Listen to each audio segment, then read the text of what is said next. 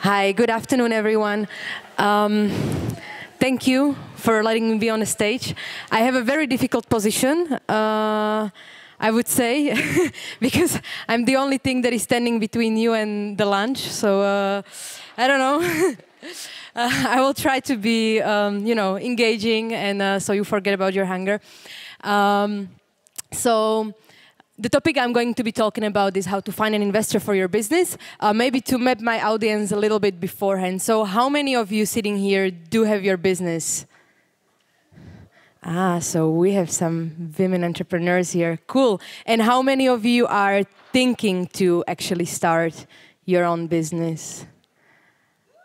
Perfect. Nice. Yes. Maybe those of you who raised the hand that are entrepreneurs, did you get, or how many of you did get an external funding? Okay, so only 2, 3, 4. Okay, well, that basically confirms the statistics, I think, about external funding and women. So we are in line. Okay, so let's see how that goes with women entrepreneurs and getting external finance. I don't want to say that everyone should get an external finance, and that will be one of the points of my presentation as well. But I think what I would like to give you is an overview of, whether you should get or should not get an external funding, or how to make your decision. And then if you decide to get an external funding, I would like to give you an overview of options that you have, because I think nowadays from the media people could get an impression that venture capital is the only source of funding you can get, and that's not true. That's actually really just a small niche. So let's start.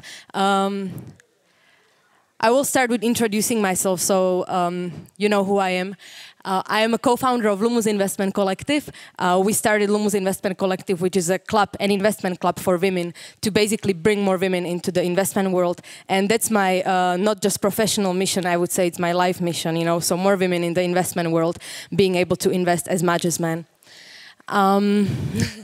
Thank you. And that, of course, goes hand in hand with finding great technologies and startups. I'm always happy at any point of the day and night to talk to any women entrepreneur or women that are thinking to start their business. That's basically my passion and my job at the same time. And I'm also co-founder of a foundation that is supporting young underprivileged students that want to study abroad. So that would be, part of my life mission, scouting on talent.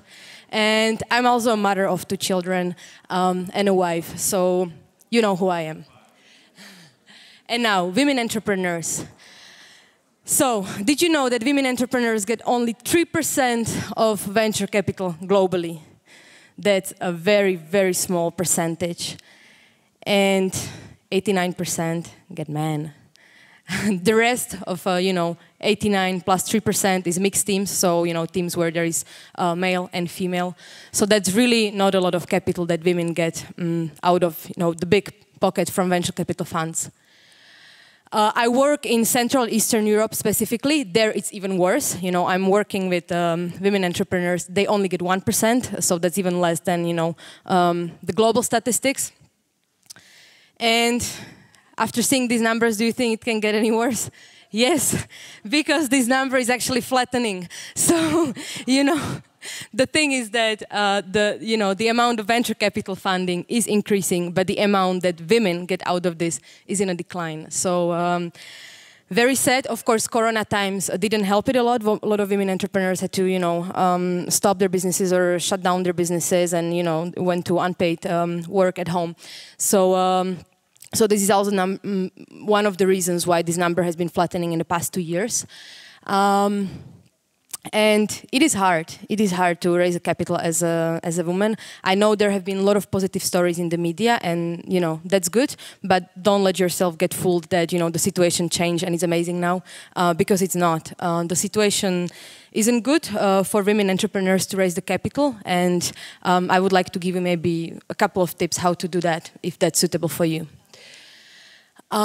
So it's important to say that me as an investor, if I'm looking at companies I funded, myself, or I funded within the fund where I work, women founded startups actually generate more revenue per euro invested. This is also confirmed by the companies that are being traded on the stock exchange. So it is proven that companies that are founded by women are actually more capital effective. On the other side, women do get smaller checks than men do. So, you know, there is a huge disparity, and there is something that needs to be changed. So what I would like to say, if you are an entrepreneur or if you're thinking to be an entrepreneur, someone is telling you that they're going to empower you and mentor you, don't take it. Because we are already, you know, empowered and mentored big times.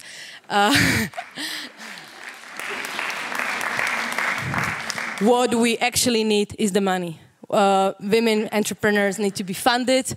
We need to invest in women entrepreneurs, and we need to, you know, show the example by leading. My favorite is Cindy Galup. Check her out if you have some time. She always says, "Don't empower me, just pay me." You know, it's what I need. So, and I mean, she has a couple of really good, you know, quotes and videos and everything. So, you know, to have a good day, you should check Cindy Galup. So we already went through this. So how to find an investor? Before you decide to finding an investor, stop for a while and think if you actually need one. Because that's, I think, the main question that you need to ask yourself. To help you with this decision, some pros. So, you know, if you get an external funding, it's money, it's not a loan. Normally you get it, you know, as, you know, part of equity. So someone takes a share in your company, which is, you know, a big plus. On the other side, you might not want to give up part of your company, or if it's a family business you're owning. It's an important decision because you're giving up the stake in your company. That means that it also comes, you know, with decision making. You know, you have some reporting duties, etc. On the other side, you do get a strong advisory board from your investors that, you know, help you with strategic decisions, with networking, you know, opening the door, finding customers, and things like this. You can definitely expect exponential growth, because the only reason why I invest in companies, or why funds invest in companies, is to, you know, earn money on it eventually when we sell the stake in the company. So you have to be prepared to, you know, that, you know, in 5 to 10 years we'll want to sell the stake. So these are important things you need to have in mind when thinking of an investor. Of course, and this is actually statistically also like one of the #1 choices for women entrepreneurs is own funds. Women do not want to get external funding. They want to work with their own funds, with the money they saved. It has to do a lot with risk aversity. It's not bad, I would say. I think it's good to bootstrap your company until the point you're ready to get an investor and create as much value as you can by your own money before getting an external investor. Because the bigger value the company has, the less you have to give up, you know, as your stake for the investor. You might have rich parents. That happens as well. So, you know, just think of the wealth of your parents, because that can be an important source of money. And don't forget about the loans. A lot of people are really hesitant on getting loans for starting a business. It's really not a bad idea. In Germany, actually, it's a lot easier to get a loan in bank for entrepreneurs than, for example, in my region where I'm active. So I would say it's, you know, it's a plus for any entrepreneurs here in the region. So, you know, check your options there as well, because it's a good option that people often forget about. You might have a rich aunt somewhere, you know, with no kids, so I also check that, because that happened to some of my, you know, founders I invested in. So that can be a source of money as well. And if none of these work for you, we go next. So your money and your sweat is the biggest and most important investor. After that, we call it FFF, friends, family, and fools. If you can convince some of your high school friends, or, you know, friends from university or childhood friends to give you money for your business, it's a great source of validation. It's not only about the money, but if you can convince someone else, you know, to give you 5,000, 10,000 for starting your own business, it might mean that the business is worth it, you know. So It's not very common in our region, I must say. It's very common in the US, that it's basically like a crowdfunding from, friends and families. I would be really happy if that, becomes a standard in our region as well, because I think, it can be good partnerships, except of the money, come out of this. And as I said, it's a validation. It's normally between like 10,000 to 100,000 of euros that you can get from friends, family, and fools. After that, you can also check for government and governmental agencies that are working with the, innovation, starting entrepreneurs. They can fund a lot of like hardware projects, but also software a lot. Normally, they range like from 10,000 to 50,000. I know also here in Germany there are governmental agencies helping entrepreneurs, women entrepreneurs as well. You can often get also like free office space, conference tickets, etc. So it's really worth checking because it doesn't cost basically anything. You don't give up your equity. Angel investors, that's what I do, that's my job. So basically, I talk to entrepreneurs early and write investment checks at very early stages. Normally, it's after the idea stage. So, I will be happy if you come to me with great idea for business you have, but I would be even more happy if, it's a little bit validated. So like you talk to first customers, there doesn't have to be revenues. I'm okay if you're not earning money with that business yet, but I would like to see some early proof, either, having someone else on board except of you. We don't like one women shows, it's again a proof that, the business means something if you convince someone else except of you. Or first LOIs with potential customers, partners, or anything like that. Normally, we start with 50,000 euros up to 200,000 euros. We provide some value except of money, of course, and that would be something that you should also look for. Not just the money, but you want someone that helps you, with running the company, finding strategic partners, thinking further than you can. There are a lot of angel investment groups now emerging market. So, it's just about Googling, I would say. And then after angel investors, next step is, so this is just a screenshot from LUMUS website. A lot of people forget about is crowdfunding. Especially if you're having a hardware product. Platforms like Kickstarter, Indiegogo, Rocket Hub are a perfect place to, fund your business. My biggest tip is that preparation is the key here. So it's not about just putting the campaign on and, waiting how many people will actually support you. Often the most funds that are being, spent here is actually to prepare, to have a good campaign, nice campaign, thinking, who you're going to approach. With the crowdfunding campaign, they say that, if you don't get 50% of the money within 1 week, you're probably not going to be successful. So the biggest amount you raise is within the first week. Normally the period is 30 days. So this is where you should, give the most attention and power to. So I think everyone has already funded or seen a campaign on a crowdfunding platform, right? So you know how that works, and people often forget about it. It's even for everything from starting a cafe to your own T-shirts to board games to any kind of hardware, but also a lot of softwares get funded on these platforms. Then there are accelerators. This is also very important, especially for those of you who are thinking to start a business in energy sector, because I know this is, an energy-focused conference. So there is a lot of energy-focused accelerators. I would very much advise you to find an accelerator that is focusing on the sector where your business is at. So whether it's a healthcare, whether it's energy, because you get a lot of specific knowledge, not just the money, but the knowledge. Normally the acceleration programs, they last between 3 to 6 months. So you basically go, regularly there, you talk to, mentors, investors. Normally they don't take an equity from your company, so this is equity-free money, which is great. Somewhere around 100,000 would be what I've seen lately. but please check for the energy or for sector-specific accelerators. And very relevant, and now again emerging market, is corporate venture capital funds. So these are large corporates, everything from, you know, IBM, HP, through pharma companies. 4 minutes? Okay.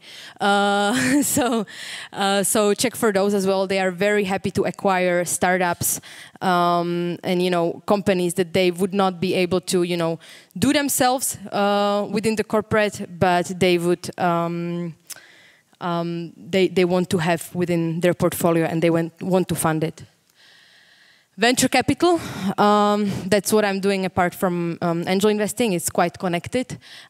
Maybe just to give you like a little bit of idea of how that works in venture capital, you will hear a lot of no's when talking to you know, investors and venture capitalists, and that's very normal because my job is to say no, basically. 99% of time I say no to people when it comes to funding.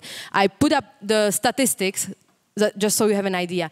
In 1.5 years, I got 760 business plans. So that's basically, you know, entrepreneurs who approach you, you know, to have to get a funding from you. And we invested in 36 out of those, which is 5%. So the rest of the times we had to say no. So that's why, you know, it's statistics. So the more investors you approach, the higher is your chance to actually, you know, get a yes. And it is a frustrating process. It takes about half a year. You should always count on half a year on getting the external money. So, you know, you should also count on that when, you know, in your financial plan, in your business plan, because it's going to take a lot of time and energy from you, but it's definitely worth it. I don't think we have time to go to the practical part, maybe a little bit. So before you get an investment, it's actually very important to get an appointment first. You don't get an investment without having an appointment with an investor. And as I said, it's quite difficult because we go through, you know, my job is to go through tens of business plans in a day. So maybe like a couple of tips to actually get an appointment with an investor. Create an Excel with investors list. You know, really, it's most of the time just Googling, putting together, you know, the investors in your region, in your sector, people you know. Search on LinkedIn. Always like personal introductions are better than emailing at cold emails. Be personal, of course, you know, check what companies they invested in before. So you can, you know, have a pickup line like, oh, I seen you invested in a company, you know, that is doing this and that, and I think, you know, we could be complementary to that if you have us in your portfolio. Always good. Always include your pitch deck, of course. As I said, it takes about 6 months.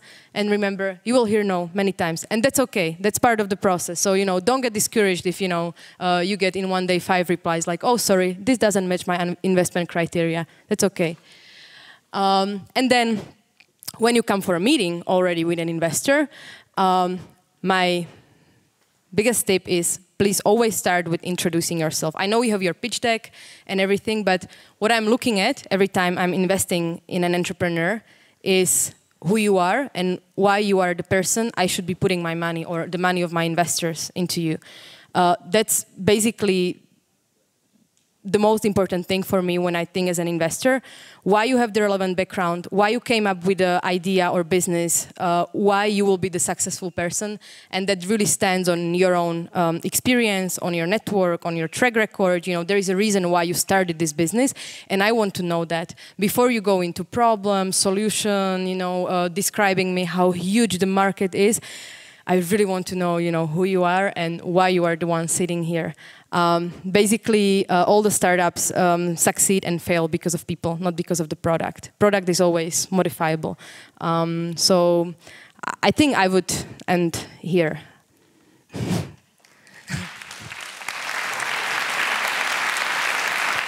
Thank you. I will stay here throughout the day. I will also be at the table of like this entrepreneurship table at the lunch. So I will be always really happy to, you know, talk to you about your business idea or your business expansion or any kind of questions you might have regarding the investment. And yeah, good luck with starting your business. Terezia, stay with me for one more second. Thank you very much for sharing all these insights, because this is so important. You gave so many tips and hints in just 20 minutes, and I saw so many people in here taking pictures of everything you've written on the screen here. One thing, the most important thing you would like to address to the women in here, what would it be? I would like to... What you would like to address to the women in here, if you could give them like one advice. I think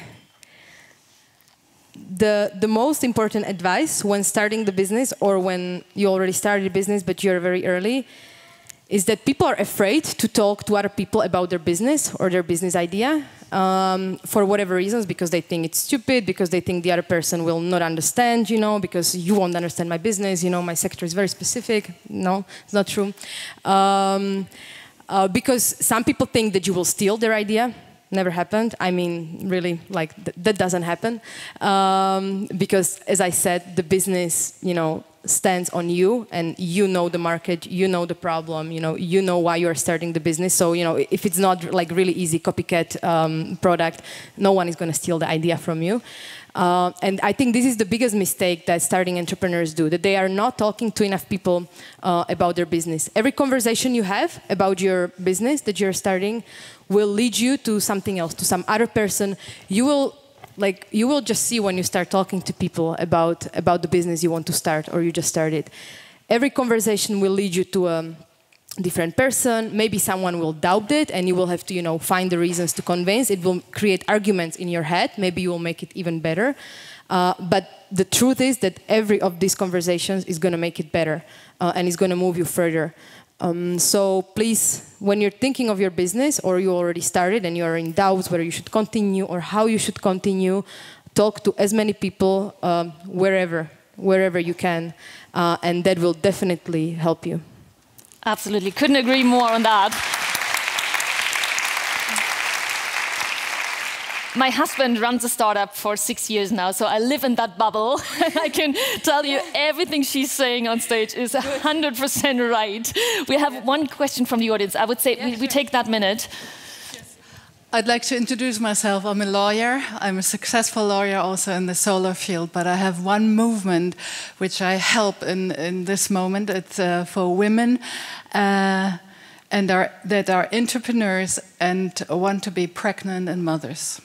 At this moment, at the same time, they're discussing that in the parliament in Berlin, that there are no sufficient laws in Germany to have money for the risk of pregnancy and for the time of motherhood, the 14 weeks, that you don't have enough money for your income if you cannot work, or even for the business, for the people, for your fixed costs. So the important question is to you: would you invest in a young woman that's starting with their business and also with a family, knowing that there is no sufficient laws to protect that risk, and that there's even not an insurance that's insuring that risk? That's the case in Germany, and I'm sure it's the case all over the world. I think the question is not only would you, but do you, as you're investing? So statistically, most of the women entrepreneurs are starting their journey throughout the maternity leave.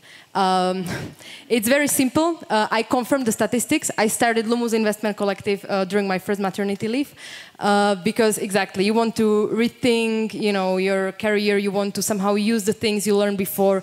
You don't want to work for someone else, you know, like from midnight to midnight. You know, you want to have the flexibility because the kid is small, you know. So I think this is why most of the women are actually starting their you know, their entrepreneurship journey throughout the maternity leave. I invested in a woman that was in her 8th month of pregnancy. She was raising Series A, I think 7.5 million. And she's the best entrepreneur I know. And also because, you know, what I see in myself and in other, you know, mothers or women that are going to become mothers is that they are extremely, you know, effective. They are great managers because obviously, they have to go at 4 p.m., pick up their kid, you know, in the kindergarten. You don't have time to be behind the PC until 8 p.m., you know, like answering all the emails. So you prioritize, right? So you only pick like really the most important things. Actually, one of my former bosses in the investment fund told me that he likes to hire women as senior managers because he thinks they're the best managers exactly because of, you know, prioritizing, because of the ability to delegate. You cannot do everything yourself because you have to run at 4 p.m. to pick up your kid. So you learn to delegate and focus only on the important. And yeah, really, please, all the pregnant women and mothers that just became mothers, come to me, and you know, I want to talk to you about funding because you're great, and you know, you can do that. So, thank you very much.